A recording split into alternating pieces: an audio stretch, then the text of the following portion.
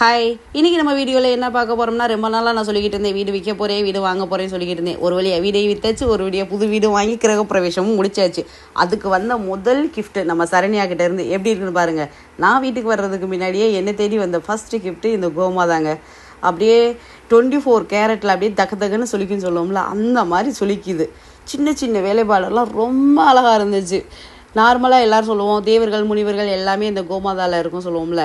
இதில் வந்து எப்படின்னா 2 பக்கமும் சிலைகள் சாமி மகாலட்சுமி இருக்கிற மாதிரி, கீழே கண்ணுக்குட்டி வந்து தாய்ப்பசுக்கிட்ட பால் குடிக்கிற மாதிரி இருந்துச்சு. சில கோமாதா சிலைகள்லாம் பார்த்தோன்னா நாக்குனால வர்லி விடுற மாதிரி இருக்கும், இந்த பக்கம் நின்றுட்டு இருக்கிற மாதிரி இருக்கும். இது வந்து எனக்கு இன்னும் ரொம்ப பிடிச்சிருந்துச்சு.